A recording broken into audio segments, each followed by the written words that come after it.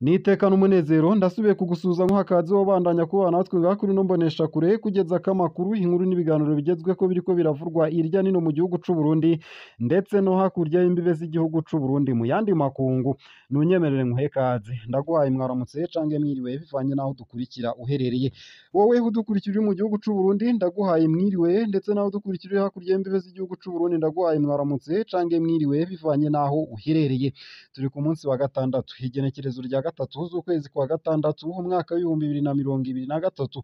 Utegerezwa gusa gufyonda sabone canke subscribe nawe utarafyondako kugira tubandanye tubana nawe ngaha kuri ino mboneshakure ya Isange TV ikugezako amakuru ikakugezako inkuru ikanakugezako ibiganiro biriko biravurwa irya nino hoba mu gihugu c'u Burundi ndetse no hakurya y'imbibe z'igihugu c'u Burundi mu yandi makungu. Irabigutohoreza hama ikabigushikiriza kamwe ku kandi mu buryo butosoye kandi butomoye nawe nyene ukabikurikira vyose aho wibereye. Igihano c'umunyororo w'ubuzima bwiwe bwose nico caciriwe umupolisi yagirijwe kuba yarishe umunyagihugu w'Imabayi aho ni mu ntara ya Cibitoke. Umupolisi yarungitswe gukorera ku murwa mukuru wa komine Mabayi mu ntara ya Cibitoke mu buraruko bushira uburengero bw'u Burundi yagirijwe kuba yarishe umuntu yahawe igihano co gupfungwa ubuzima bwiwe bwose hamwe no kuriha umuryango wabuze amafaranga y'indishi y'akababaro angana n'imiliyoni 15,595 z'amarundi. Abanyagihugu baba ku murwa mukuru w'intara ya Cibitoke bakaba bashimye urwo rubanza rwaciwe. Sentare nkuru y'iyungururizo mu Cibitoke yaciriye umunyororo w'ubuzima bwose mu rubanza rw'ikibiriraho rwo kuri uwa mbere. Umupolisi azwi ku izina rya Alexis Nimubona yagirijwe kuba yarishe akoresheje inkoho y'akazi uwitwa Jean Ndagijimana mw'ijoro ryo kuwa 23 rishira uwa 24 Rusama 2023 ku murwa mukuru wa komine Mabayi. Mw'urwo rubanza rwamaze amasaha arenga 4 bataruhutse, abacamanza baserukiye leta muri iyo ntahe bari bamusabiye ico gihano nyene ari naco cavuye gishikirizwa n'abari bahagarariye intahe. Uwo yagirijwe nawe yahakanye ararengwa ivyo yagirijwe vyose mu guhagarara ku citwazo ko yarashe umusuma yaraje kwiba inzu yo kubika no kuguranana amafaranga ari nawe yarasanzwe acungerera umutekano. Mu nzu yaburanishirijwemwo hari huzuye gushika aho abantu babura aho bahagarara. Alexis Nimubona yaciriwe urubanza na sentare kubera yapfuye kurasa hatagize umwihwezo ukwiye umunyenzamu wo kw'isoko ya kijambere ya Mabayi. Abanyagihugu bo ku murwa mukuru w'intara ya Cibitoke bakengurutse urubanza rwaciwe bakaba bavuze kandi ko ako hari akarorero keza mu butungane mu ntumbero yo kurwanya ingeso yo kudahana be no gukingira ikibaba abataye umurongo bose bahungabanya umutekano wabo.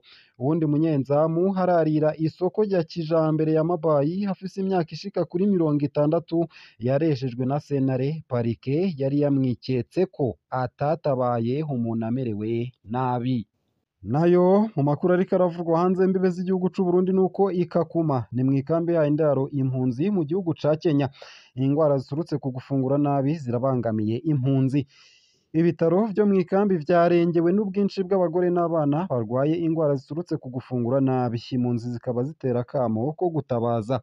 Ibitanda vyose vyo mu bitaro biri muri zone ya Kakuma ya kane bizwi ku izina rya Seveni vyuzuye abarwayi b'ingwara ziturutse ku gufungura nabi, aho twovuga nk'ingwara y'umwumira, ugukangagurika, ukugira amagara make hamwe no kutagira inguvu zo gukora kenshi na kenshi ku bagore bibungenze canke bonsa hamwe n'abana badashikana amezi 6. Dutinya ko boshobora kugira ibibazo mu bijanye n'ubumenyi kandi n'ubwenge bw'abana bugashikirwa. Ibi vyashikirijwe n'umukorerabushake mu gisata c'amagara y'abantu mw'ikambi ya Kakuma. Ibi bituma ahanini twovuga n'inzara ivuye kw'igabanywa ry'ibifungurwa, kuguteba kuronswa amafaranga yo gukoresha mu kongereza imfungurwa be no kugura ivyankenerwa ku bifungurwa, hamwe n'iduzwa ry'ibiciro vy'ibifungurwa ku masoko nk'uko vyaciwe ko akarongo n'impunzi zashimye kuganira na SOS Media Burundi tunakesha inkuru. Ivyo vyatanguye kwibonekeza mu kwezi kwa Ruhuma k'uyu mwaka.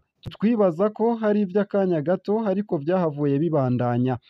Duhamagara HCR hamwe n'ayandi mashirahamwe y'abagiraneza bakorera hano ko boza kudufasha.